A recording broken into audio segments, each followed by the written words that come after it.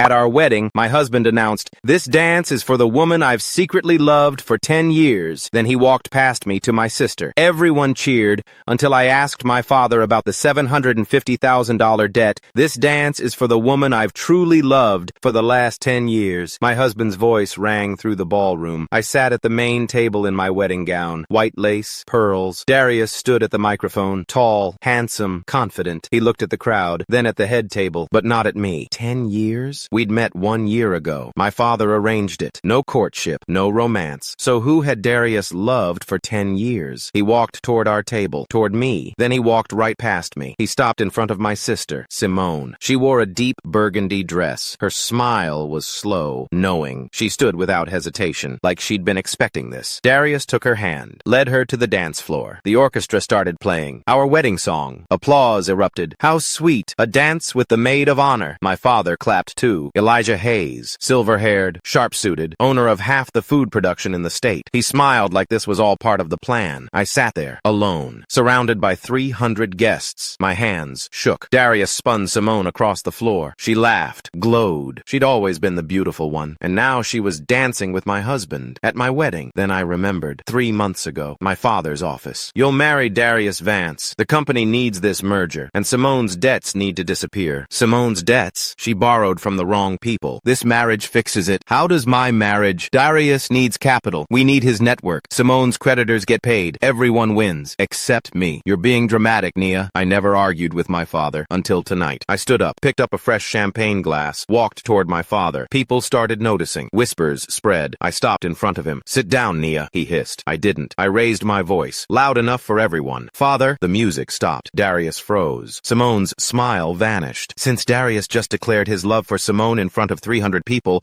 does this mean you're forgiving the $750,000 debt you forced me to marry him to cover?" Silence. Complete. Brutal silence. Forks clattered. Someone's glass shattered. My father's face drained of color. Darius choked. He bent over, coughing violently. His face turned red. Simone stumbled backward. Her eyes went wide. Her hand flew to her chest. She tried to breathe but couldn't, gasping. Then her knees buckled. She collapsed. Screams erupted. "Call 911!" My father jumped up, sprinted to Simone. "Simone, breathe!" Darius staggered after him. Guests swarmed, panicking. I stood perfectly still, watching. Paramedics arrived within minutes. They lifted Simone onto a stretcher. Her face was white, eyes closed, unconscious. As they wheeled her past, one paramedic glanced at me. His expression was cold. My father followed without looking back. Darius stumbled after him. Neither said a word to me. The ballroom emptied fast. Guests fled, whispered, stared. Within minutes, I was alone, standing in abandoned champagne glasses and white roses, still in my wedding dress. I walked toward the exit. A security guard stopped me. "Marcus." "Ms. Hayes, your father said you're not allowed in the family room." "What?" "His orders." "I'm sorry." I turned and left. Got in a cab. Rain started falling. At the high-rise apartment, the one Darius and I were supposed to share me key didn't work. Someone had changed the locks. My phone buzzed. "Father," on the screen. His voice was ice. "You no longer have access to that apartment or your job. Your accounts are frozen. Do not contact this family again." The line went dead. I stood in the rain, soaked, alone, no home, no job, no money, no family. Then I remembered. Aunt Vivian, my father's sister, the one he erased from our lives 10 years ago. I found her address, showed up at her door at 2:47 a.m., drenched, shaking. She opened the door, looked at me, then smiled. "I've been waiting for you." She stepped aside. "Come in, Nia. There's something you need to see." I walked inside. She handed me a small metal key. "Your mother left this for you." "What is it?" Her smile turned sharp. "Proof of everything your father's been hiding. Everything Simone's done." She leaned closer. "The question is, what are you going to do with it?" The key felt cold in my palm. Small, brass, worn at the edges like it had been held 1,000 times before. Aunt Vivian led me through her modest townhouse. Plants everywhere.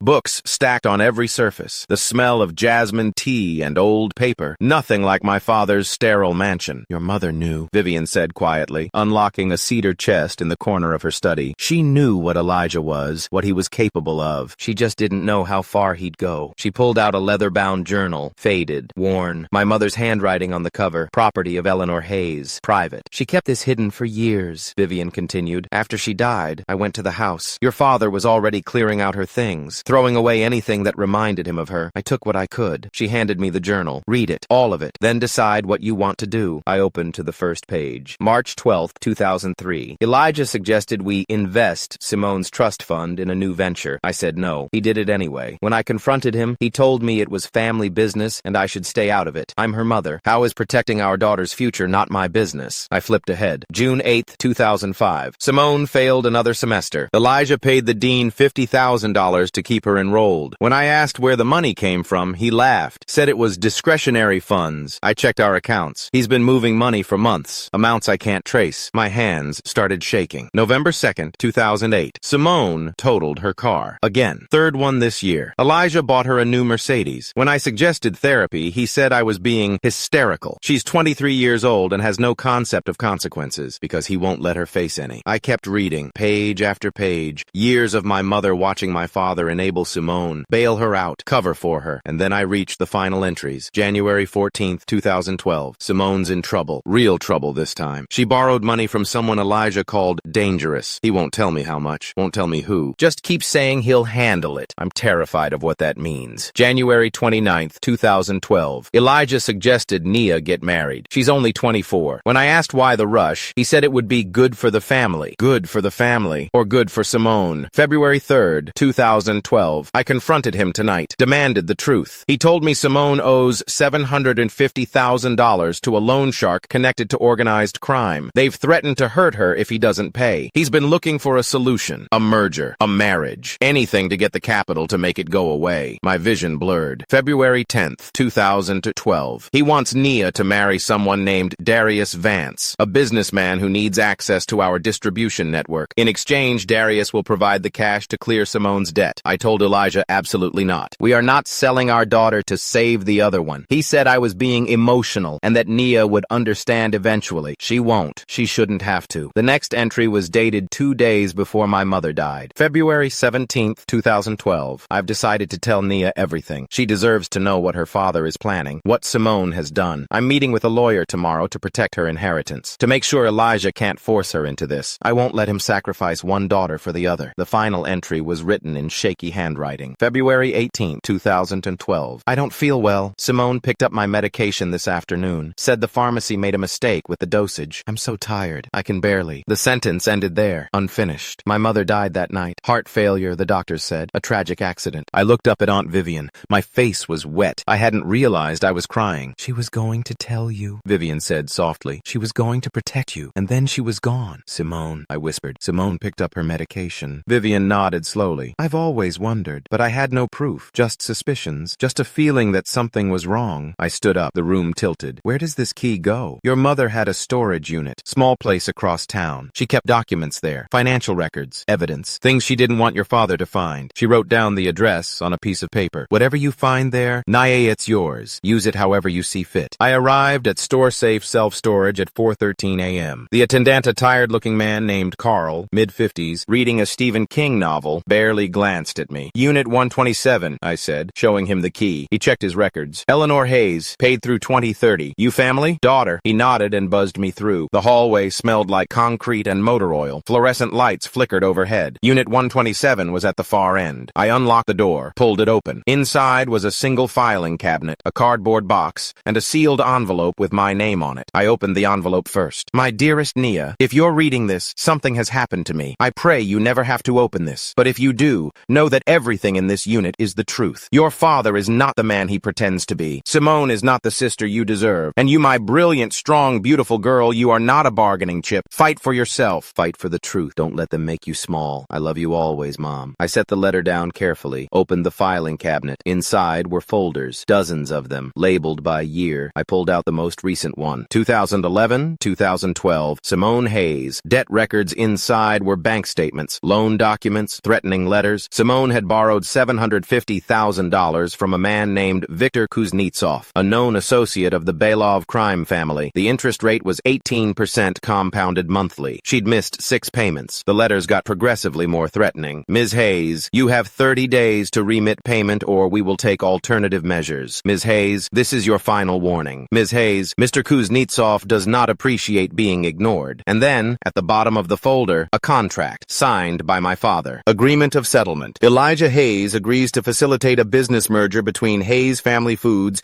and Vance Distribution, Inc., providing Darius Vance with exclusive distribution rights and a capital infusion of $2.5 million. In exchange, Darius Vance will provide $800,000 to clear the outstanding debt of Simone Hayes to Victor Kuznetsov. Marriage between Darius Vance and Naya Hayes will formalize the partnership and ensure long-term cooperation. Signed, Elijah Hayes, Darius Vance. Witnessed, Victor Kuznetsov. Dated 3 months before my wedding. I photographed every page. Then I opened the cardboard box. Inside were medical records, my mother's medical records, pharmacy receipts, and a toxicology report, dated 1 week after her death, requested privately by my mother's personal physician, Dr. Raymond Cole. The report showed elevated levels of digoxina heart medication, levels consistent with an overdose, not an accident, not a mistake, an intentional poisoning. At the bottom of the report, Dr. Cole had written a note. Eleanor's prescription was for 0.25 milligrams daily. The pills she took the night she died were 2.5 milligrams each, 10 times the prescribed dose. I have reported this to the medical examiner, but the family refused an autopsy. I am documenting this for the record. I sat on the cold concrete floor, stared at the evidence in front of me. My mother didn't die of natural causes. She was murdered, and Simone was the last person to touch her medication. I didn't go home. I went to a 24-hour diner and ordered coffee I didn't drink. I sat in a corner booth and made a list. What I know. My father sold me to cover Simone's debt. Darius was paid to marry me. Simone likely poisoned my mother. My father covered it up. What I need. Legal representation. Media exposure. Proof that holds up in court. A way to protect myself. I pulled out my phone. Searched for investigative journalists. Chicago. The first name that came up was Andre Thorne, former investigative reporter for the Chicago Tribune, now freelance, specialized in corporate fraud and family crime. I remembered the name. My father had sued him 6 years ago for defamation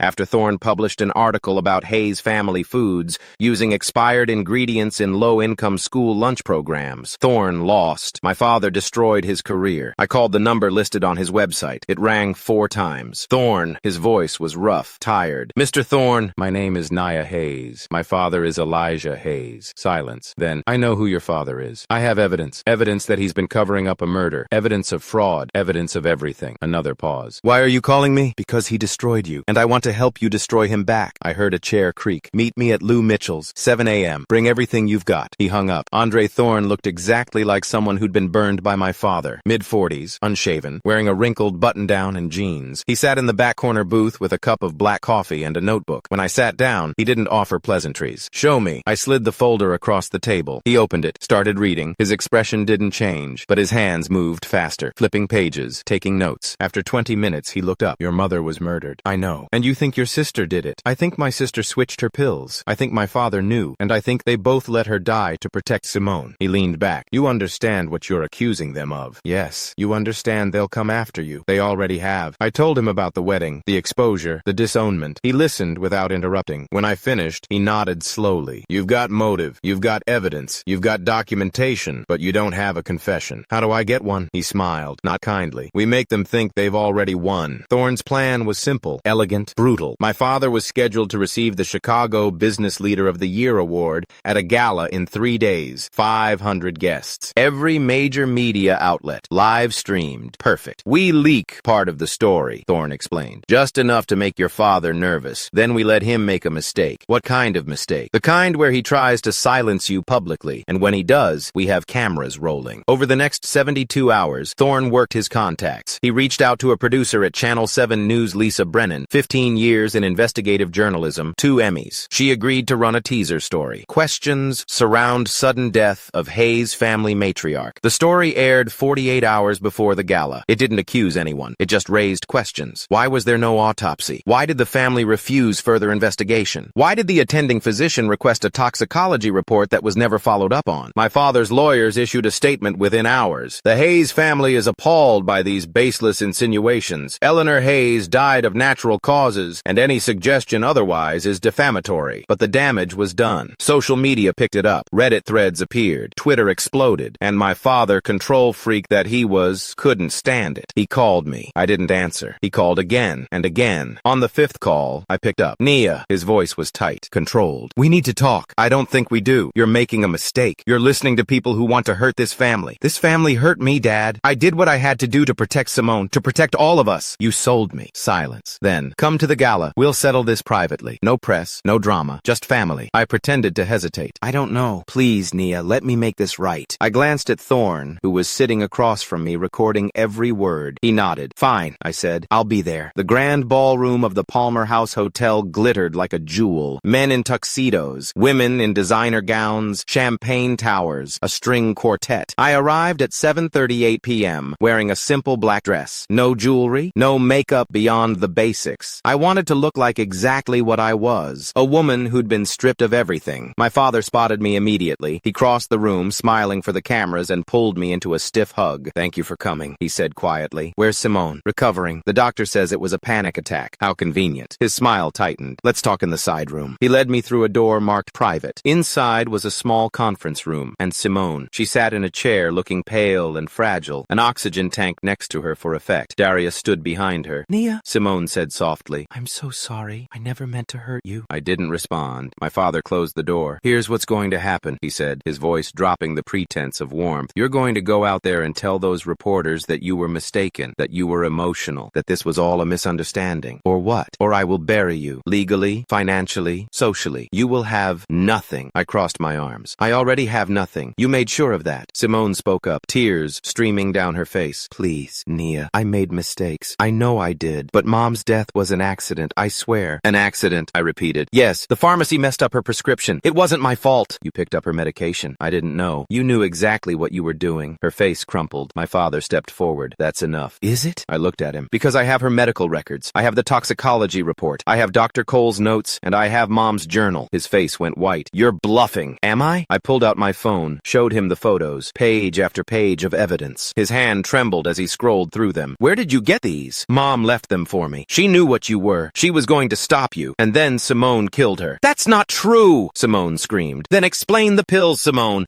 Explain why Mom's medication was 10 times the prescribed dose. She opened her mouth, closed it, looked at my father. He didn't look at her. He looked at me. What do you want? I want the truth. In front of everyone. I'll give you money. I'll reinstate your accounts. I don't want your money. The door opened. Andre Thorne walked in, followed by Lisa Brennan and a cameraman. My father's face went from white to red. Get out. This is a private. This is a confession, Lisa said calmly, and it's being recorded. Thorne held up a small recording device. Everything you've said in the last 5 minutes is on tape, including Simone's admission that she picked up Eleanor Hayes' medication the day she died. Simone started hyperventilating. Darius backed toward the door. My father lunged at Thorne. 2 security guards stepped in and grabbed him. Let go of me. This is my event. Not anymore, Lisa said. We're going live in 2 minutes. You can either make a statement or we run the story without you. My father looked at me, really looked at me, and for the first time in my life, I saw fear in his eyes. You've destroyed this family, he whispered. No, I said. You did that yourself. The story broke at 8:47 p.m. Channel 7 News interrupted the award ceremony with a live report. Lisa Brennan stood in front of the Palmer House Hotel. Tonight, we have exclusive evidence linking Elijah Hayes, CEO of Hayes Family Foods, to a potential cover-up in the death of his wife, Eleanor Hayes, in 2012. We also have documentation showing that Hayes arranged the marriage of his daughter, Nia Hayes, to clear gambling debts owed by his other daughter, Simone Hayes, to known organized crime figures. The ballroom erupted. Guests pulled out their phones. Twitter exploded. Within 30 minutes, the hashtag #HadHayesScandal was trending nationally. The police arrived at 9:15 p.m. Detective Maria Santos, 23 years on the force, Homicide Division. She took statements from me, Thorne, and Dr. Cole, who'd been located and brought in as a witness. By 11 o'clock p.m., my father and Simone were both in custody. Darius tried to flee. He was arrested at O'Hare Airport at 1:34 a.m. 3 months later, I sat in a courtroom and watched my father plead guilty to conspiracy to commit fraud